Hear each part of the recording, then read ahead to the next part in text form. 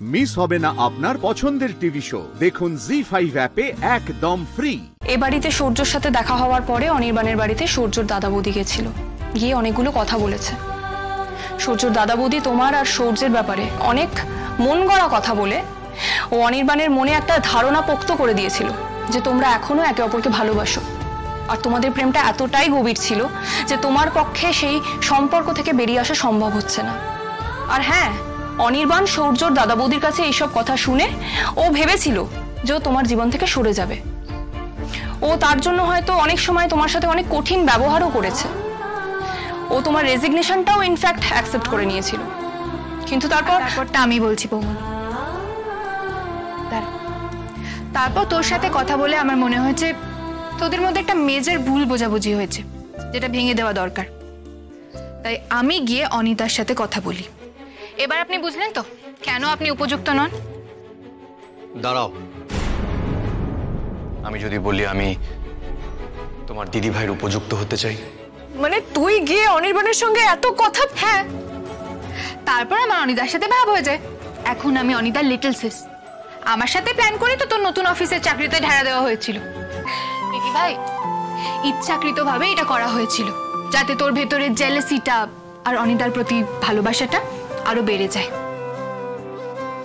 মানে আমি কেন জেলাস হতে যাব? জেলাস হয়েছিলিস তো বটেই, আর জেলাসিতে রেগে এমন অন্ধ হয়ে গেছিলিস যে সহজ বিষয়টাই বুঝতে পারিসনি যে এরকম করে কেউ কাউকে প্রপোজ করতে পারে না। দিদি ভাই, কেউ এলো না, ঠিক আছে আপ বলিস আমি তোমায় প্রপোজ করে দিচ্ছি। দিদি ভাই, তুই কখনো এরকম হতে দেখেছিস বা শুনেছিস? তুই এমন মাথা মোটা হয়ে গেছিলি রেগে, সেই সহজ বিষয়টা বুঝতেই চাইলি না। ওই লোকটা তোর প্রেমে হাবুডুবু খাচ্ছে, তুই বুঝতে পারিস না? ওই লোকটা তোকে ভালোবাসে। ভালোবাসে তো সেটা সরাসরি বলে দিলেই তো পারে। কেন এরকম হাতখানা কথা বলে রেখে দেয়? কেন অন্যের কথায় আমাকে জাজ করে? ও যদি সত্যি আমাকে ভালোবাসতো তাহলে টিকলুদার কথায় বিশ্বাস না করে আমাকে তো সরাসরি জিজ্ঞেস করতে পারতো। রাই, তোমার কি সূর্যের সঙ্গে এখনো?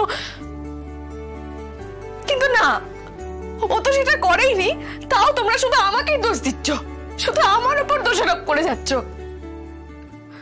হ্যাঁ, আমি জানতাম, আমার মনে হতো অনির্বাণের একটা দুর্বলতা আছে আমার প্রতি। আমিও তোর প্রতি দুর্বল হয়েই পড়েছিলাম।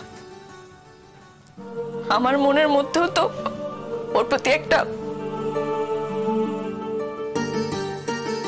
ঠিক সেই সময় ও আমাকে ওর হবু স্ত্রীর কথা বলতে শুরু করে দিল।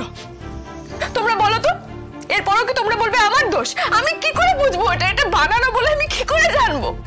আর উল্টো বুঝে তুমি রাগের মাথায় যেটা করলে সেটা ওই ছেলেটার জন্য কতটা অপমানজনক সেটা তুমি একবারও ভেবে দেখেছো? শর্মি, ওর বর, ওর বন্ধুরা, আমরা সবাই ওখানে ছিলাম। এত আয়োজন, সবাই ভেবেছিলাম যে একটু আনন্দ করে খাওয়া দাওয়া করব।